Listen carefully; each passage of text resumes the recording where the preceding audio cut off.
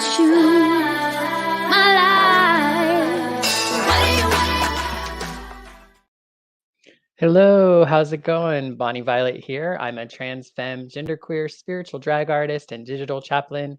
And in case you don't know where you are, you've found yourself at Dragon Spirituality. I'm super excited for us to be having this interview here in a little bit. For folks who've never been here before, this is kind of like where a drag show meets I guess an interview or a podcast, if you will. So feel free to engage with us. If you joined us live, you could be watching us on YouTube or Facebook. Feel free to make comments. We'll engage with you as much as we can. If you're listening to or watching after the fact, please still engage with us. We'd love to hear from you and get connected with you. So I'm not going to belabor this anymore. I'm going to go ahead and bring on our guest. Hi. Hello. Hi, how are you? Good. Can you introduce yourself?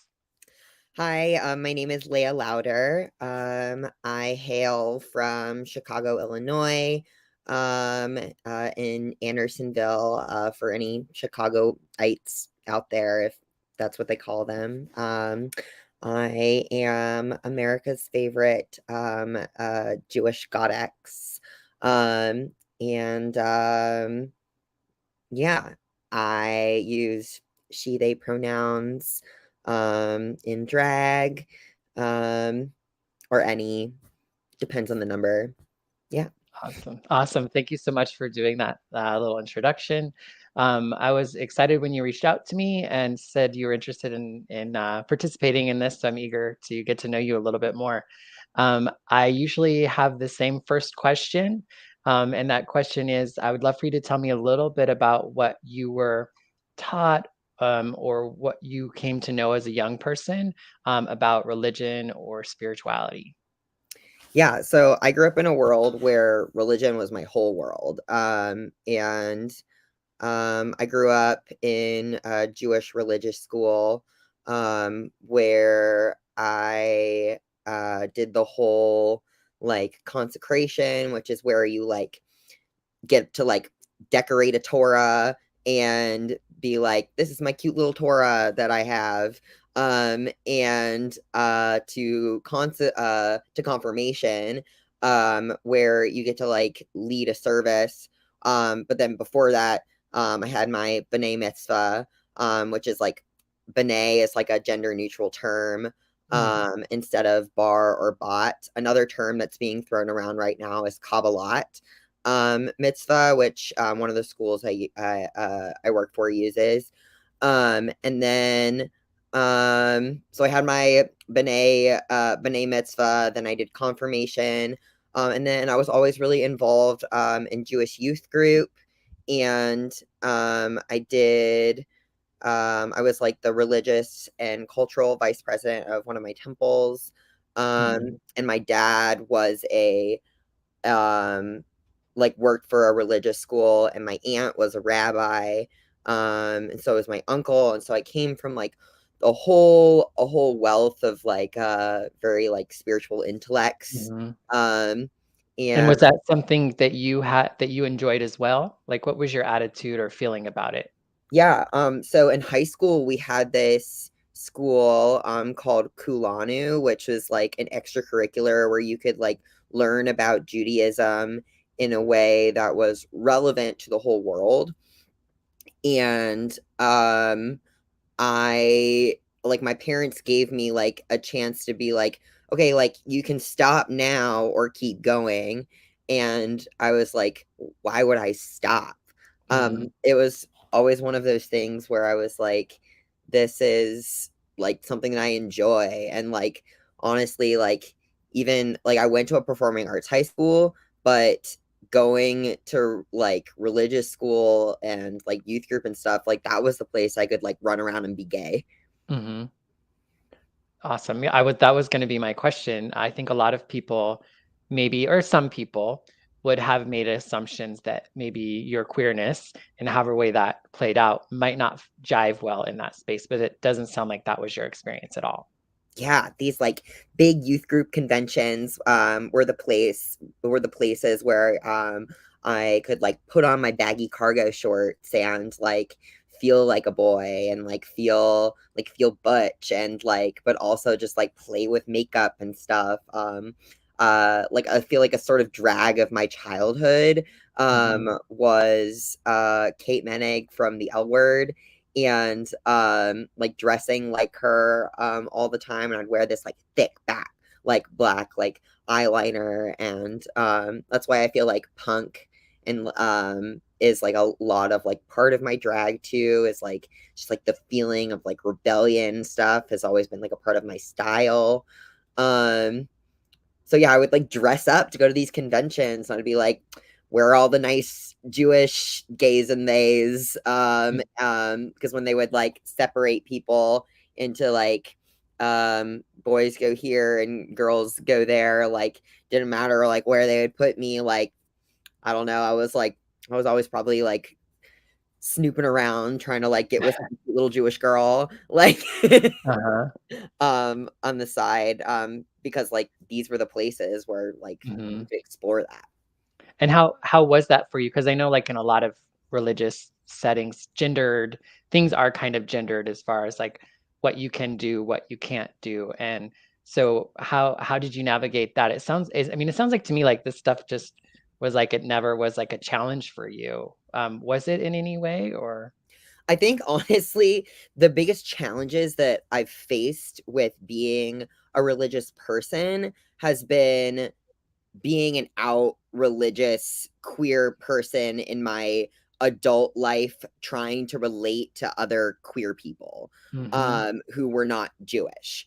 Um like I I was with someone who wasn't particularly like religious, and like a lot of their friends like just had really negative experiences of religion, and so we would like all go around like say like what you do for a living, and like I'm a religious school teacher, and I feel like it would like get to me, and I'd feel like almost like embarrassed to talk about my job in a way.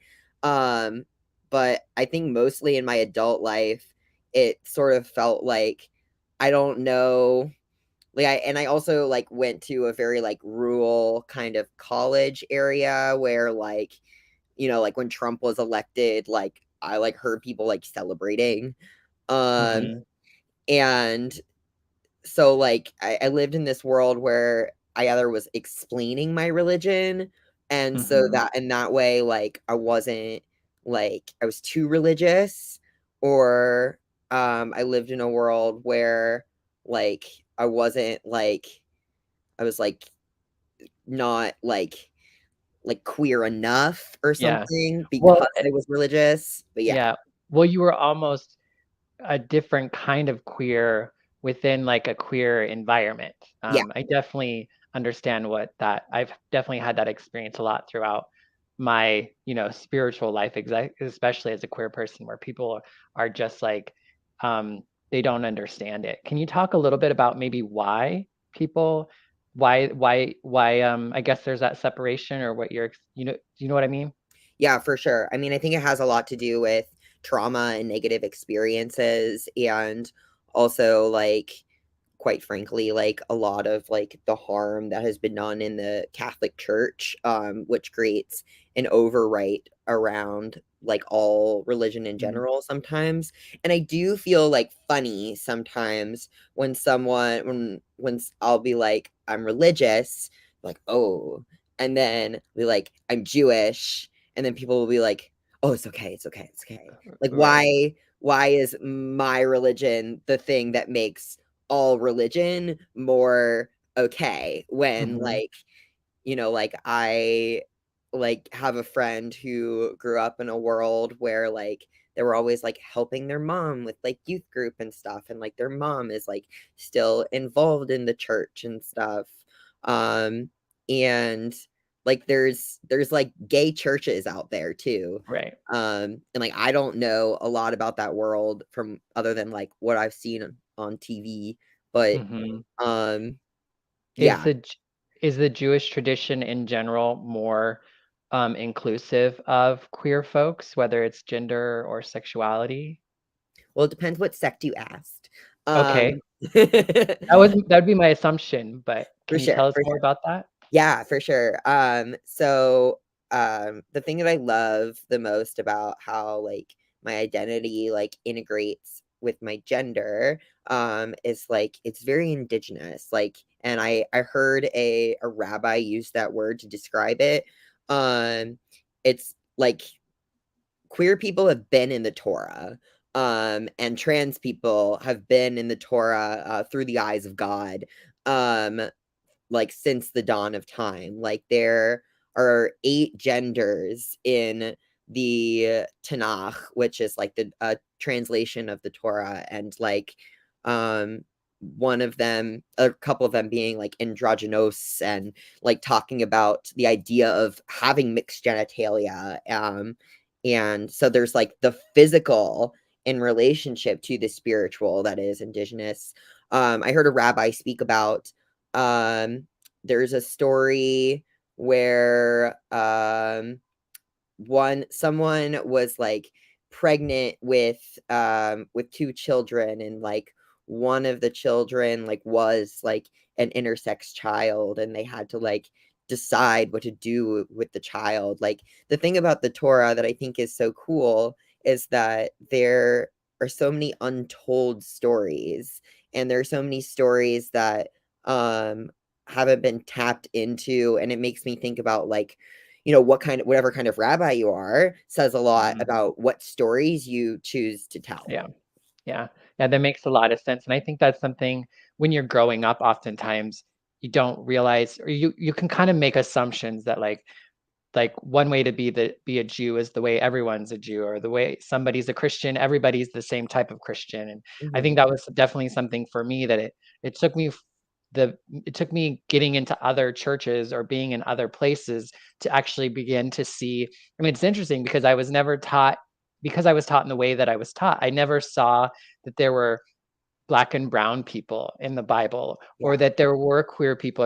Until I started to get to other places where I could hear people talk about it. And it's like, duh, of course there is. Like, you know what I mean? But it was like, but the way that things were framed and in my perception, mainly having to do with where I grew up and who was around me, I was just looking for myself. You know what I mean? Like, and just assumed everybody was like me.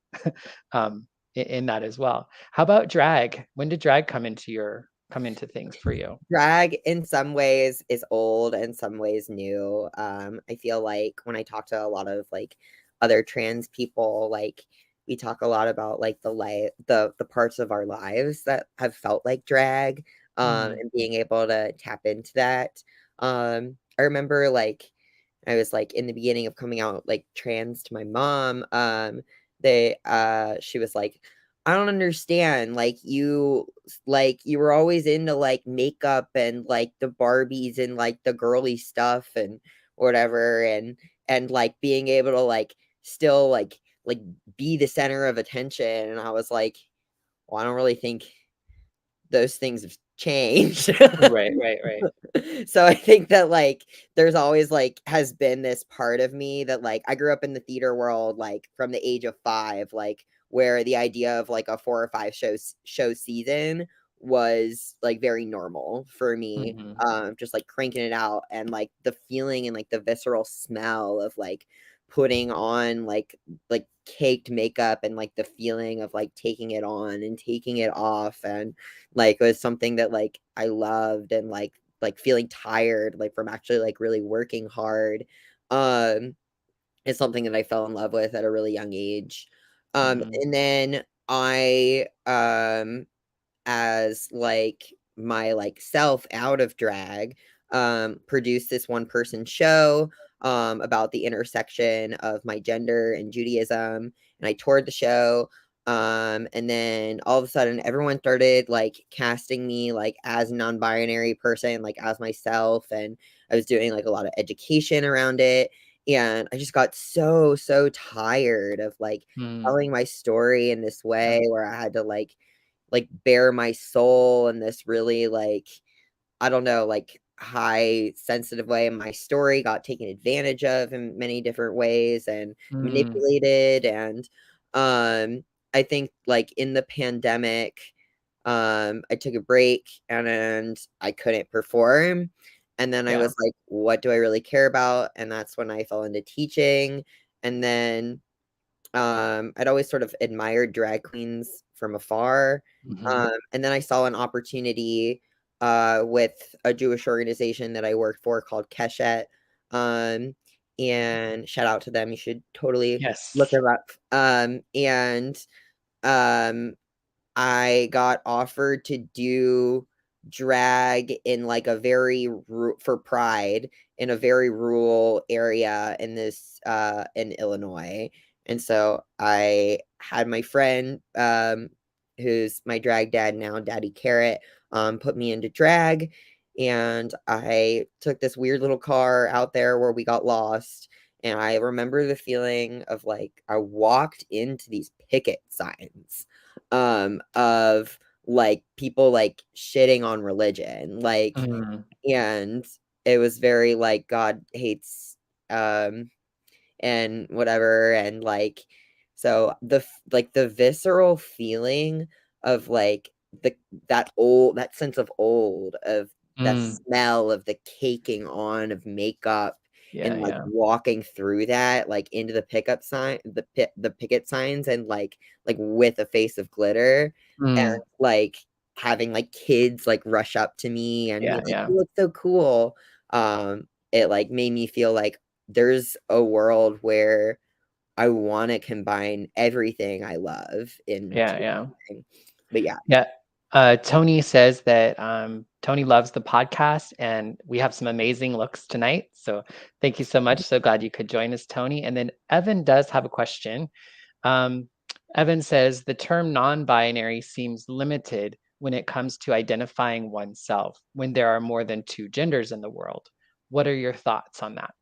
Ooh, I don't even like, I think that in general, like at least like personally, like I don't even know how much non-binary like I identify with, like, Hmm. and I think that was really hard for me coming out too, because people would be like, "Oh, non-binary, that means like you don't want to be seen. You don't want to be like put in any sort of category." But like Category. I like gender. I Hmm. think gender is like fun, and there's so much to like play with. And Hmm. I like my relationship to my gender is very full, and there are a lot of words out there, and you'd be surprised like how much like little kids know too. And I Hmm. love like asking like kids how they describe their gender, or there's an activity that I want to do with a group of Jewish trans kids that I work with, where they have to like build their gender Hmm. out of like recycled materials or something in order to like express it. So I guess like um for this person, like to answer your question, like I don't know, your gender could be anything from like a dog to a like a woman to like a bi gender. I don't know. I just think like there are lots of words out there, Hmm. and like if you don't see one, like you can make it up because your identity is yours, and like Right. that's what matters. Well, and I think oftentimes, like words are supposed to kind of like define certain things, but it all still kind of depends on your interpretation and your understanding. It's kind of like I might say like I wouldn't necessarily say I'm non-binary. Part of that is just because I feel like that's kind of a academic, like I have my reasons, right? But I do identify as genderqueer, in the sense that I don't feel like I want to like I don't buy into, if you will, that there's certain norms that, and only men and women, and they have certain norms and that sort of thing. So I think the term non-binary in general is just um, outside of that basic assumption, maybe of what a binary does, and Mhm. so that can be the fact that you're not either male or female, or for some people it's that you're a combination of both, like, so it really just kind of depends, I think, on your understanding of that word and how it kind of applies to yourself. So I think like with most even identities. I think oftentimes we stop with like when somebody says, oh, I'm Jewish or I'm Christian or I'm whatever, like, you know everything about them. And that's not true. You need to be able to like, you need to be able to ask more questions because there are lots of ways that you can kind of present as a non-binary person or a Jew or a Christian or queer. Yeah. Yeah. Yeah. One of the things when you were, Evan says, thank you. One of the things that came up for me when you were talking about, and this is maybe what I heard, and maybe it wasn't what you said, but in the beginning, when I first started interviewing drag artists, part of my hope was to be able to talk about gender and expression and those sorts of things in somewhat of a personal way. But I felt like as a drag artist, there's kind of this element of putting yourself out in the world in a certain way that for some reason it felt more appropriate or more comfortable to begin to have some of those conversations about transness and gender and sexuality rather than actually say, hey, trans person, like let's talk about your spirituality or whatever. It seemed like there was kind of a almost a more appropriateness, at least in my initial where I was at in my understanding of things, where it felt more appropriate. Is that kind of like what you were saying in the sense of like, you know, kind of you were doing the non-binary and kind of being out and talking about it, and then drag came in and like, I don't know. It's yes, absolutely. Like, I think, like, and it's so funny for me because like, I'm baby, like, I like, Layah is, like, so new for me, Mm, and, like, she's teaching me how to love myself in so many different ways. I was, mhm, like, working my number today that I'm doing tonight, 9:30 at the Annoyance for Chicago folks, and with my drag dad, and we were trying to like figure out the arc of the story, and mhm, we landed at like it's about hope that goes to power, and then I was like, well, what happens next? And my drag dad laughed at me, and he was like, so funny, sounds like what you're like working on in life now. mm, yeah, And it's that is like the exact conversation I had with my therapist, is like I'm always like focused on what's happening next, and like the advice that she gave me was to like bring in joy and bring in mm, like fun and like yeah, love, like instead of focusing on what happens next. And so like my drag dad asking me that, like, and then thinking back to that, I was like, oh shoot, like I cracked the end of the number. Like mm, the objective at the end of the number is to like discover fun and discover yeah, joy. And like versus if I was working like a piece by myself, like without Layah, it's like that conversation that I just said right now, and like say that out loud, and like I mhm, feel like then I'm in a lot of ways sometimes I'm putting my therapy session like out there for people to make judgments on, or like decide what they think, like from like each every individual word. But mm, drag is so interpretative, and yeah, that's the words that came out of my mouth was funny. Interpretive. Um, and because like if I send you this art piece of like my intention of what this lyric means, like I know that, and I mm, can give you as best as I can like what I think that intention is, but at the end of the day, it's whatever you take from it. yeah, And yeah, it's not about me telling you exactly what to think. And that's why yeah. I like drag more than theater. And and the thing that's kind of magic about that is that it can still impact you in a very specific way, without having to have that layer of specificity. Because I feel like I've always been that kind of a drag artist too. It's like I wanna make you cry, I wanna make you think, I want you to love yourself, I want you to be like, you know what I mean? And people are like, can't we just like kiki and have fun, you know? And so, but even when you're trying to get people to go through something, I was beginning to notice how being too specific actually made less room for more people to feel connected to your work. Correct. And like that's why I'm starting to fall in love with this art form is like not only have I found like the actual like crafting, like spending time like making this dress. Mhm. I'm like it's like this rope harness situation that I made inspired off of tzit knots, which Mhm. is like the knots at the end of a tallis, which you wear around like to pray. So like even in crafting it, like I said the prayer in between each knot that you say before you like actually tie the knot. Mm. So there's a meditative aspect, like there's a meditative spirituality for me Right. in the act of like building it and making it Yeah. is like Eh, the one part. And then I think the other part is like then when I get up there, like it is about fun at the end of the Yep. day for me. Yeah. Well, and I think oftentimes like religion or spirituality seems so counter to sexuality. But I Hmm. also know in like your bio and stuff, and maybe even in some of the rest of the garment, it kind of reads a little kink or a little more sexual. So how is the integration of your sexuality and spirituality? How does that play out? Yeah. I'm super excited about this number that I'm about to do because it's 100% like in that through line and is so Leia of how these two things work together.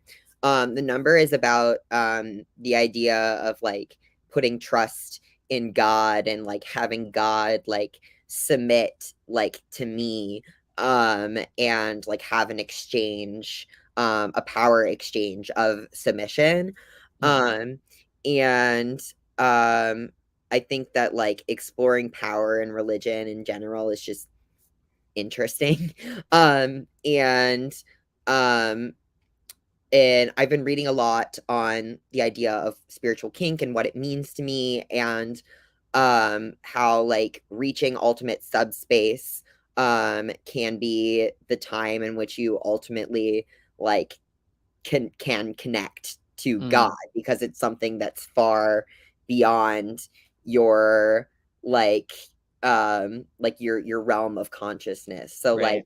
in some ways I feel like Leia as the dominatrix, like what I'm asking the audience sometimes is like to submit to me Mm. and like and in that way put trust that like I have trust that like Adonai that God is with me. Mhm. And so in the act of the audience submitting to me, like I want the audience to put trust in submitting themselves into something beyond themselves. Right, right. Yeah, I mean, and I think that's like kind of the paradoxicalness of submission and like say being the sub, if you will, is that like there's this perception that to be submissive is to be of least power or to give up power when ultimately um without submission there's nothing there's nothing for the other person, right? Like you really are the one I guess I think in control or you have the power because without submitting, there's nothing for somebody else in a healthy, like in a healthy, loving, positive way. Yeah, for sure.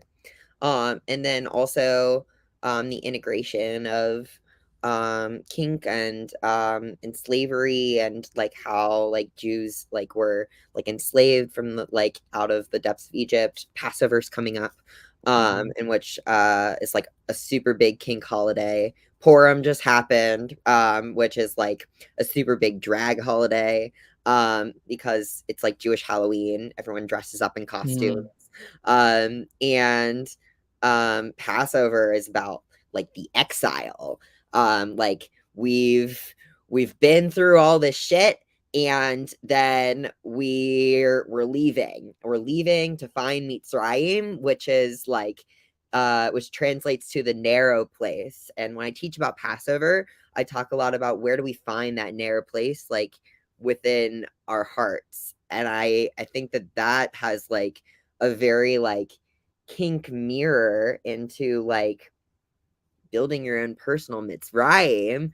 Building your own mhm, personal Mitzrayim, that's like building a scene. Anything can happen in a scene with your scene partner. You're coming right. up with like what agreements do you have in place? What is that contract that you have, like, for you to feel spiritual submission and sexual submission at the same time? Like, where are you able to like put trust into someone else, to let your body go, to like feel ecstasy? And like, how do you reach Mitzrayim together? How do you reach that narrow place? Mm-hmm. And Yeah.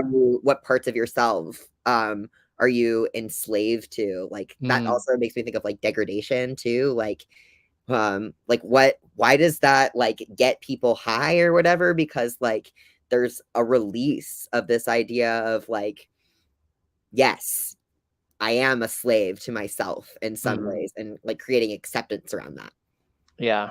Yeah. I think kink is one of those things that is even somewhat taboo, I think even within somewhat like maybe queer or even spiritual settings. And Yeah. I think even for myself, I found myself having these sexual kinks and at first having a lot of judgment about them personally. And then eventually getting to a place where I could be like, okay, but like why? Like instead of like trying to change it or observe it, or like, but to observe it and to kind of try to understand, okay, well, I'm drawn to this and I'm wanting to do it and I do it.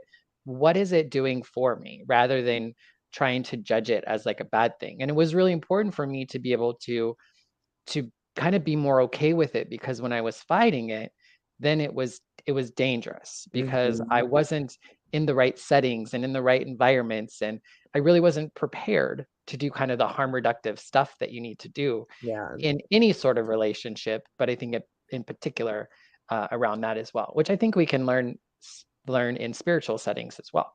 Absolutely. Yeah, I think that I love the idea of prayer as a form of aftercare.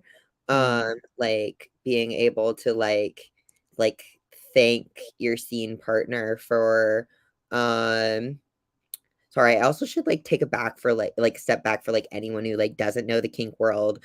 So a scene is like what you call the negotiation that you do with said other person in Or persons, I yeah, or guess. person, yes, Yeah. or of person like in said place. The agreement is made before, and what you've decided you're going to do is what creates the scene. Mhm. Anyway, what was I saying about before scene? Yes, prayer. Okay, so prayer is a form of aftercare. I think that like also prayer as a form of aftercare can honor the moment and the connection that you shared like with the other person, and be able to create the value of or intentionality behind what you did. And also like in general, like being more intentional during sexual situations like can help you to slow down and like not mess up, and like Right. making sure that you're like taking care of the other person that's in front of you. Because I think like a lot of times like why things go wrong is because Mhm. like there's less intentionality behind like what you're doing, and it's a Yeah. tool for you to be able to be there and to be present. So not to cause harm and so that your intentions can actually be met, you know? Mm. Um, I was, what was the question? I was gonna say something, but I swear I lose it at least once in every interview. Um, yeah, oh, so you yourself seem super integrated with your sexuality, your spirituality, your gender. Sounds like even your occupation, that a lot of things are very integrated. However, you are in these spots that maybe you aren't able to be. I don't know if like you're fully integrated, but maybe not everyone's connecting to that part, to all parts of yourself. How can you talk a little bit more about that? Ooh. uh yeah, yeah. Or have you noticed that? Like, and do you think that maybe is your pull to try to get them to be more whole? Like, Like I to don't bring wanna those change other anyone's mind. It's not my yeah. job to change people's mind. Mhm. My job is to build community, and, I once had someone in my line of work say, like, the way we combat anti-Semitism is, like, having Shabbat and inviting non-Jews to our Shabbat table, and, like, the purpose of that for me is to build community. There are so Mhm. many people out there who don't even know, like, that Jews exist or Yeah. know what Jews do or how Jews pray or what it means for Jews to be Jewish.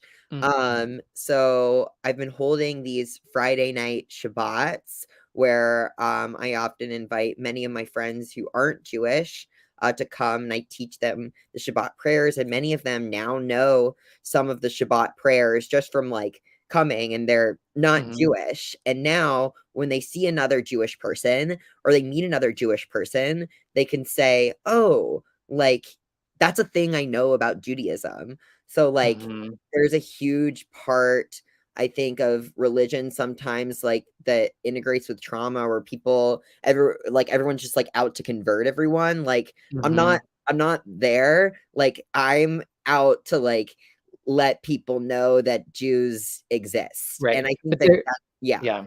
But there's kind of the hope of creating connection. Like Yeah, yeah. and because I think that's one of the things that I'm learning with my aunt, who's a conservative Christian, in relationship to her, how important it is for me to learn more about her spirituality and how she sees the world, just to even be in conversation with her. Because there are times when I can participate in what works for her in a way that feels okay for me, that I could actually benefit from. But it did take me a little while to kind of get there.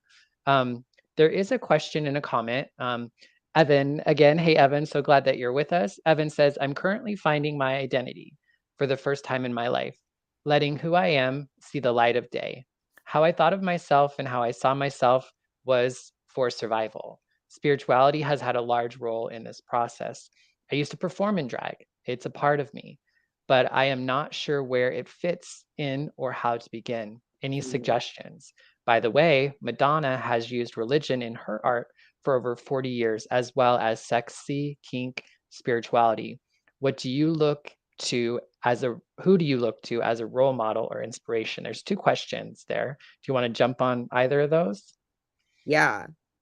There's something in just, like, in this question that, like, made me think of something. In college, I used to in my last year, I used to live by this phrase I made up called, like, "I want to live like I'm living, not like I'm Mm, surviving," and yeah. I think, like, being able to build a world that feels that way is important to me. Um, Let me answer the first part question. Not sure where it fits in. Any suggestions? I guess, like, go I mean, go back to where you come from. Mm, Um, I think everyone comes from somewhere. Everyone has ancestors somewhere. And I think being able to do research and navigating, or if you have grandparents that are still alive, like talk to your grandparents and talk to them about like what they remember about like how they got here and, like, their lives and where they come from, and I mhm, think that, like, a lot of, like, the secret of finding who you are always like, not always, but can come from, like, gathering information about, like, where the other people in your life come from, and then I think, after you've done that and you find, like, your ancestry, then it's the Google of, like, well, like, what did your ancestry think about these things? And mm, you tap into finding the stories that aren't commonly told or yeah. yeah. Yeah, well, and I think one of the best things that we can do, which I think sometimes feels odd, but it's like I think we have to get to a place where we can do drag and we can be spiritual and we can do all these sorts of things that like Evan had mentioned as well. But being able to then do drag without letting go of those things. And I think those are the things that make us uniquely us. That's what sets drag artists apart from other drag artists, is that I think they're able to bring in other parts of themselves or other parts of their life in order to really add more character or more, I guess, depth, if you will, to that as well. Yeah. And then there was the question about role models. Who would you say are your role models or your inspiration? Ooh, like in my drag or Or or like in I life? think in any of that, yeah. My drag. Who is Layah? Oh God. Um, I don't know if she'll ever see this, but um, there's a student of mine who I can think of who every time I see her and the way that she interacts in class, like I see Layah in her. Mhm, And I think it's the way, like, it's her tenacity, it's like her fight, and like at her bat mitzvah, like her mom described her as like someone who was like so unbelievably stubborn that like when like she said, "Okay, everyone, we're leaving the sidewalk," like Maya would never leave the sidewalk. And and like the way that she speaks about her opinions are like so articulate, and like the way in which like she is like a strong feminist and like strongly like identifies as a woman, like her B'nai mitzvah speech is like, I don't want to call it a Kabbalat mitzvah, it's a bat mitzvah. This is my bat mitzvah and we should change it to let everyone decide what it should be called, and I want this mm, to be my bat mitzvah. Like that sort of energy from a 13-year-old like mhm, inspires me so much to be like, look, like I don't know like how much of like my girlhood life that I ever had is something that like I ever really connected to. Like I will never have like long brown like stereotypically like Jewish hair. Like I had like a big mm, red Jewish afro as a girl, and like everyone was obsessed with my hair. Like I will never look like the kind of like pretty girl like on The Bachelorette, but mhm, like I doing drag now, I get to redo womanhood in a way that's like defining femininity on my own terms. mhm, And like when I watch Maya like walk throughout the world, like it reminds me that like, yeah, like if I were to redo it all over again, like I would be that have like that stubborn and that strong-minded mhm, and like comfortable. And I think like I take that like mm. as a huge part of Layah. And I Well, think yeah. no, go ahead. No, I was gonna say, I think in some ways you weren't necessarily pushed to that sort of, 'cause I would say in some ways you were, you have kind of that, at least I think from somebody else's perspective, right? Yeah, yeah, But I yeah, could also see how, like, in some ways, you might be experiencing that differently than maybe how somebody else is perceiving you. for Um, sure. Like I definitely think I've always been like tenacious and stubborn and all of those things as a child, but I think that the times in which I was experiencing that and into adulthood, I never those things I never felt sexy in that. mm, And I think that Leia combined with that kind of tenacity and like grit and like ability to be like, no, like this is my stage, bitch. Like, right. um, like allows me to like, I don't know. Those are the Yeah. things that allow me to redo it again on my terms. Yeah, yeah. No, that makes a lot of sense. I usually try to keep this around 45 minutes. We're at that 45-minute mark. No, that's okay. So, but I did want to give you an opportunity to speak to something maybe that we haven't got a chance to speak to yet, or if you'd like to just restate something that you think is important, now is the time to do that. Yeah, just a little plug. I will be 9:30 tonight at the Annoyance in Chicago, Illinois. And then also at Dorothy in the Gender Variety Show next Thursday.